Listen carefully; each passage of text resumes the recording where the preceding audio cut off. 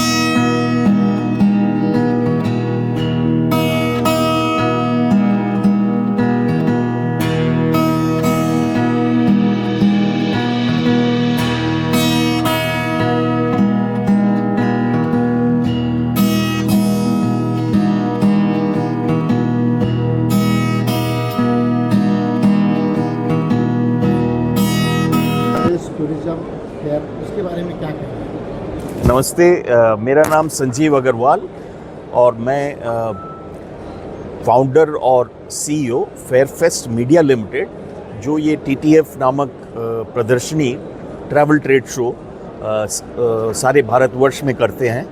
ये हम भारतवर्ष में 6 शहरों में हर साल पिछले 35 सालों से करते आए हैं। ये एक बहुत बड़ी एक अपॉर्चुनिटी होती है, जो पर्यटन उद्योग है उनको एक इकट्ठा करना एक छत के नीचे जो मेन सीज़न है, ट्रैवल का जो मेन सीज़न है उसके पहले। जैसे आप जानते हैं कि वेस्टर्न इंडिया में दिवाली भी एक बहुत बड़ा सीज़न है। दिवाली और जो विंटर वेकेशंस होते हैं जाड़े में, उसमें लोग काफ़ी ट्रैवल करते हैं। तो उसके लिए जो एक एडवांस में एक ट्रैवल ट्रेड का आपस में ये जो समागम, आपस में मिलना और डील्स करना कि अब इस बार हमारे टूरिस्ट को हम क्या डिमांड है और कितने रूम कहाँ पर वो बुक करना चाहते हैं, होलसेल रेट पे यहाँ पर लोग जो ट्रैवल ट्रेड है वो अपनी बुकिंग के लिए आते हैं। और ये हमारा TTF के अलावा एक बहुत बड़ी प्रदर्शनी हम करते हैं OTF, जो कि जिसमें सारे विश्व के पार्टिसिपेंट्स आते हैं, और वो भी यहीं पर जियो कन्वेंशन सेंटर में ही फरवरी के महीने में होती है, जो सारे यहाँ के हॉल पूरे बुक हो जाते हैं। तो ये हमारा एक दूसरा सेकंड इवेंट है इस वेन्यू में, वो फरवरी में होता है समर वेकेशन के पहले, और ये दिवाली वेकेशन के पहले। और ये हमने पिछले साल से ही यहाँ जियो में शुरू किया है, और पिछले साल की अपेक्षा इसमें लगभग उतने ही पार्टिसिपेंट है, एरिया उतना ही है।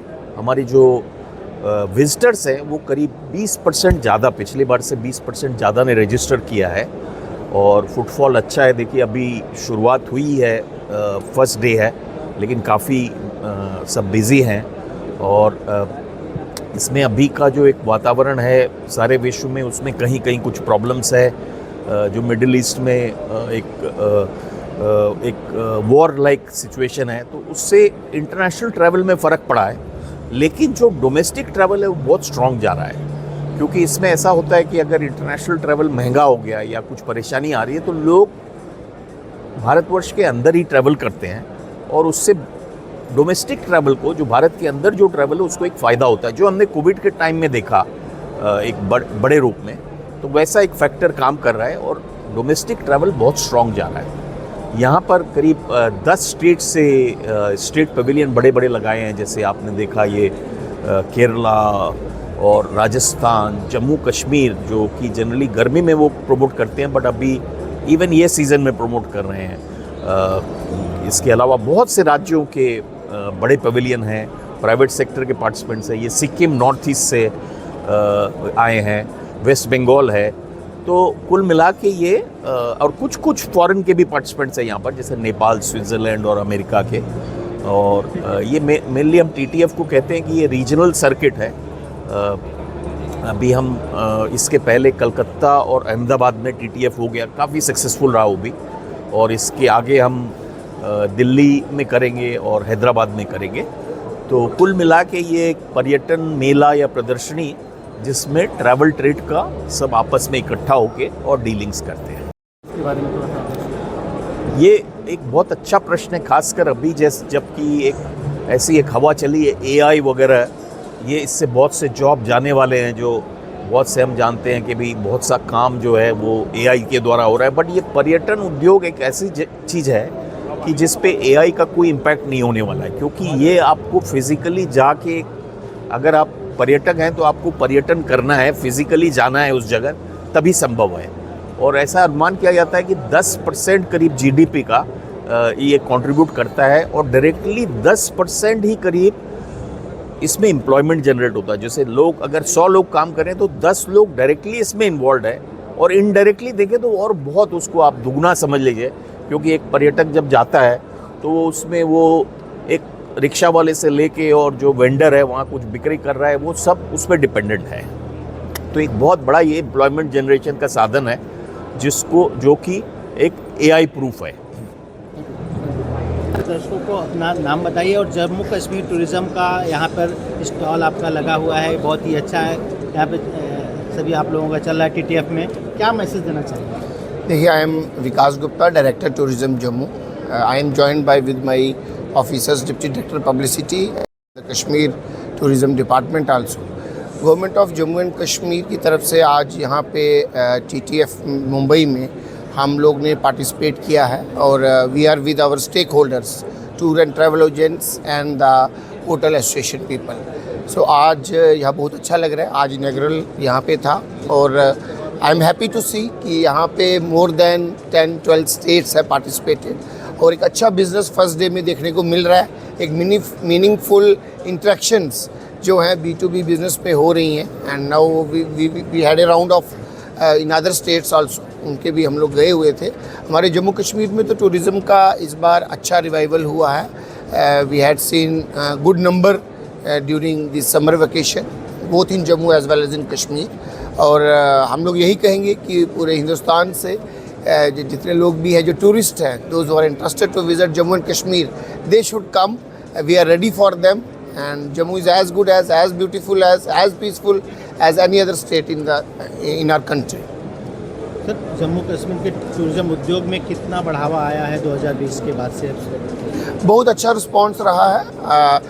अगर हम एनुअल टूरिस्ट फुटफॉल की बात करें, हर साल उसमें इंक्रीज़ हुआ है। डोमेस्टिक फुटफॉल भी इंक्रीज़ हुआ है और फॉरेन में भी, फॉरेन नेशनल्स जो टूरिस्ट हैं वो भी बढ़े हैं।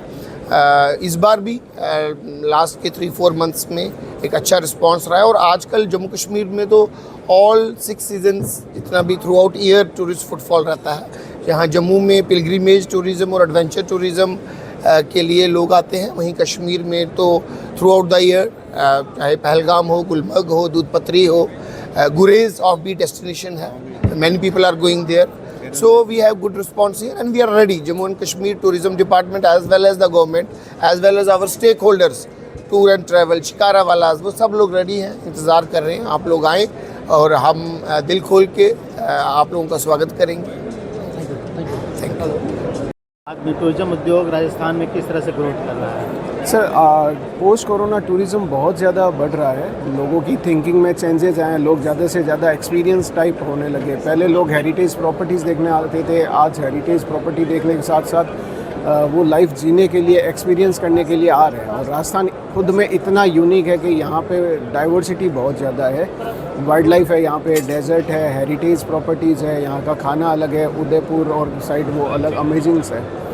तो टूरिज़्म बहुत बूमिंग है। दर्शकों से क्या अपील करना चाहेंगे? जो दर्शकों से यही अपील करेंगे कि इस बार आप राजस्थान पधारिए, आपका स्वागत है, आपका अनुभव डेफिनेटली अच्छा रहेगा और आप लाइफ टाइम याद रखेंगे। Thank you.